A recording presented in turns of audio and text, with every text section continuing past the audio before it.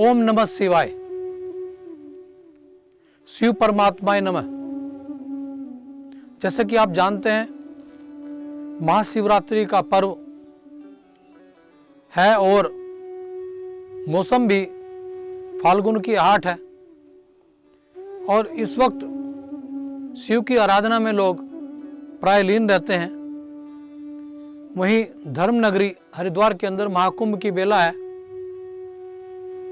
तो हम चर्चा करेंगे आज महाशिवरात्रि के महत्व के बारे में, भगवान शिव की आराधना के बारे में और किस तरह की हमें आराधना करनी चाहिए, किस तरह की पूजा करनी चाहिए। आज हमारे साथ हैं डॉक्टर पवन त्रिपाठी जी, जो ज्योतिष के प्रकांड पंडित हैं और धर्मवेत्ता हैं। डॉक्टर त्रिपाठी जी, आपका बहुत बहुत स्वागत है। और मैं पूछना चाहूँगा कि कहते हैं कि शिव परमात्माय नमः, ये जो शिव को परमात्मा कहा गया है, किसी भी शास्त्र में विष्णु परमात्माय नमः नहीं आता, कृष्ण परमात्माय नमः नहीं आता, ब्रह्मा परमात्माय नमः नहीं आता, केवल शिव परमात्माय नमः आता है। तो क्या हम ये माने कि शिव ही परमात्मा है? जी, पहले तो मतलब बताना चाहूँगा शिव और शंकर के रूप में। जैसे कि कई लोग जानते हैं शिव और शंकर।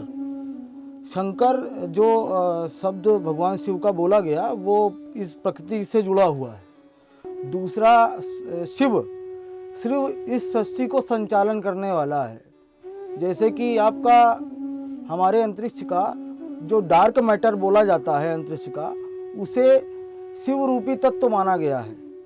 जितना बड़ा डार्क मैटर आज की तारीख में नासा भी और बड़ी बड़ी वैज्ञानिक और इसरो जो भी खोज कर रही हैं, इसी विषय पर खोज कर रही हैं कि जो डार्क मैटर है इसका क्या भेद है। यही सब चीज़ें देखी जाती हैं। जी नहीं, लेकिन मैंने जो देखिए जो पढ़ा है, सुना है कि जो शंकर को मूर्तियों में दिखाते हैं ना, जी। कि वो आराधना कर रहे हैं, जी, चित्र में दिखाते हैं कि शिव शंकर आराधना कर रहे हैं। जी। तो शंकर आखिर किसकी आराधना कर रहे हैं? इसका मतलब शंकर से परे कोई ना कोई परमात्मा है। भगवान शिव का वर्णन रामचरितमानस में विशेष रूप से आया है। जैसे कि शंकर भगवान का जो मैंने कई पुराण पढ़े और उनकी कई धर्म ग्रंथों में जो मैंने खोज करी, उस हिसाब से भगवान शंकर ध्यान लग्न रहते हैं। जैसे कि माता पार्वती ने पूछा कि आप किसके ध्यान में मगन रहते हैं, तो भगवान शिव ने उनको यह उत्तर दिया कि एक छोटा सा नाम है राम नाम, मैं राम नाम की ध्यान में लीन रहता हूँ।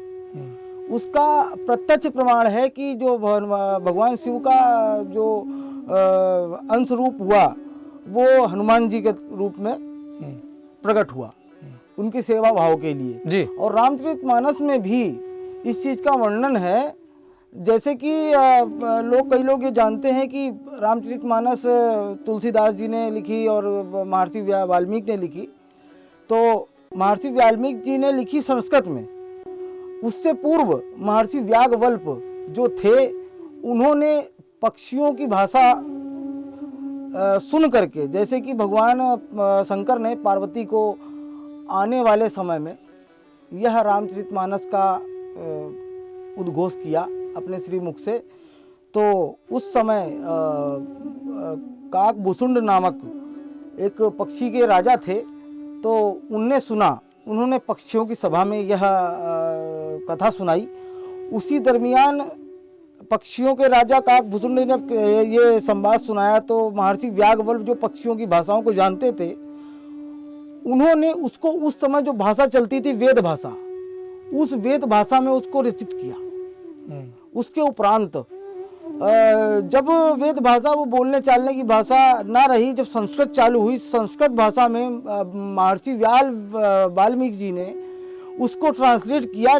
जब वो संस्कृत बोलचाल की भाषा थी, उस वेद भाषा को ट्रांसफर किया संस्कृत में। जब हमारे इस समय में तुलसीदास जी जब आए तो संस्कृत को उन्होंने अवधी भाषा में ट्रांसफ़र किया।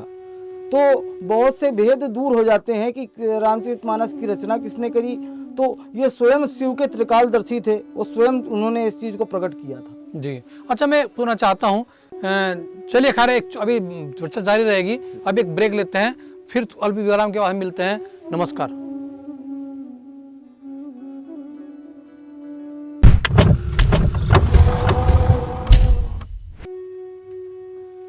ब्रेक के बाद फिर से आपका स्वागत है। हमारे साथ हैं डॉक्टर पवन त्रिपाठी जी, जो महाशिवरात्रि के बारे में बता रहे थे, शिव के बारे में बता रहे थे, शंकर के बारे में बता रहे थे।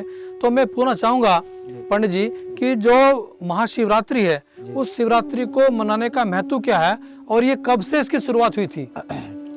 आदिकाल जब भगवान शंकर का विवाह हुआ तो उससे ये महाशिवरात्रि की रात्रि, शिवा का मतलब होता है शिव और शक्ति का स्वरूप होता है माँ पार्वती। जैसे कि हम शिवलिंग के रूप को देखते हैं तो लिंग रूपी तत्व है पुरुष तत्व, और नीचे का जो करघा रूपी तत्व है वो स्त्री तत्व है। तो इसलिए शिवा नाम विशेष शिव के लिए इस्तेमाल किया जाता है। और इसकी जो शुरुआत हुई महाशिवरात्रि की, भगवान शंकर के विवाह की तिथि को शिवरात्रि बोलते हैं। इसे अन्य जगह इसकी अलग अन्य तरीके से इसकी पूजा, इसका विधान अपना अपना लोग जिस प्रकार जो करना चाहते हैं उस प्रकार इन भगवान शिव की भक्ति करते हैं। वैसे 11 मार्च 2021 को यह विशेष योग 4 चरणों में अलग अलग पूजा का प्रहर बन रहा है। जैसे कि 12:04 से 1:22 तक, 11 तारीख की रात्र को 3:12, 6:30 तक दूसरा योग।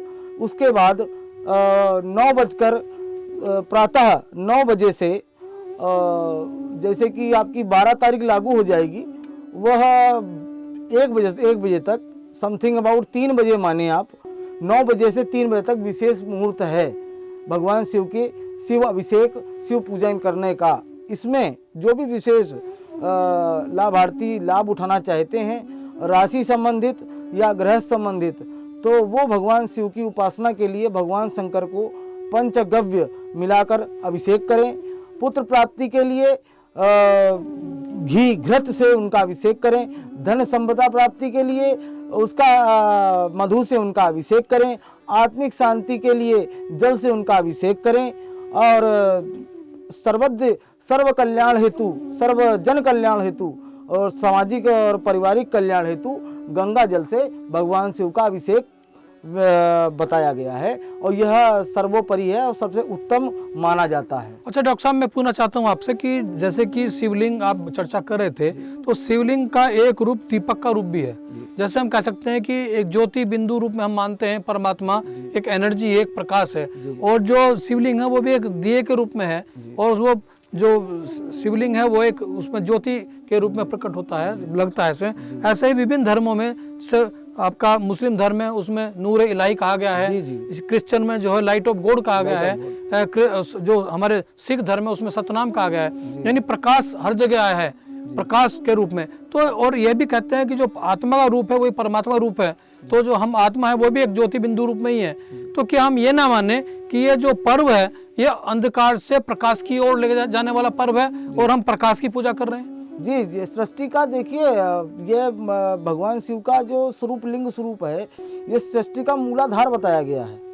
क्योंकि शिव का ना अंत है ना आदि है, क्योंकि यह उस जिस चीज को हम अपनी सोच के परे भी नहीं जान सकते, यह वह तत्व है। जैसे कि शुरुआत में मैंने डार्क मैटर बोला, आज तक कोई भी बड़े से बड़े वैज्ञानिक इस डार्क मैटर को समझने में विफल हैं। जैसे कि हमारे ब्रह्मांड का आखिरी छोर भी हमारे आज भी वैज्ञानिक अलग अलग तरीके से, अलग अलग तकनीक से जांच रहे हैं, मगर उस छोर तक भी डार्क मैटर का अस्तित्व है। चलिए खैर, ये तो आप मानेंगे ना कि शिव परमात्मा इन में अगर कहा गया है तो शिव ही परमात्मा है। जी, साक्षात आदि व अनंत स्वरूप भगवान शिव शंकर को माना जाता है। और विशेष महत्ता इस शिवरात्रि के पर्व पर माँ गंगा की भी बढ़ जाती है। जैसे कि इस समय कुंभ भी चल रहा है, कुंभ के आधार पर महात्मा ऋषि मुनि जो कंदराओं में बैठे हुए बड़े बड़े ऋषि मुनि तपस्वी वह गंगा स्नान कुंभ के स्नान के लिए आते हैं, तो उनके तेजो बल से जो गंगा का जल है वो अति पवित्र हो जाता है और भगवान का एक प्रकार रूप में वहाँ पर प्रत्यक्ष रूप में उनका वास होता है। आपको वो नेत्र अंतःकरण से उनको जागृत करने की आपको अगर क्षमता है तो उनके आप दर्शन आत्मिक रूप से भी कर सकते हैं। चलिए, बहुत बहुत आपका निश्चित रूप से, जैसे कि हम पवन त्रिपाठी जी बता रहे थे कि ये बहुत अच्छा अवसर है कि एक तरफ कुंभ है, दूसरी तरफ शिवरात्रि है, और जैसा कि हम सोचते हैं कि हम गंगा जी में पवित्र, मैं तो ये मानता हूँ कि गंगा में स्नान करने से निश्चित रूप से हमारा तन भी निर्मल होता है, मन भी निर्मल होता है, लेकिन यदि हम ज्ञान की गंगा का स्नान करें तो शायद हमारा जो है पूरी हम अंतरात्मा हमारी पवित्र हो जाएगी और हम विकार रहित हो जाएंगे। आपका बहुत बहुत धन्यवाद। फिर हम किसी से बात करेंगे, तब तक के लिए जय हिंद, जय भारत, नमस्कार। जय श्री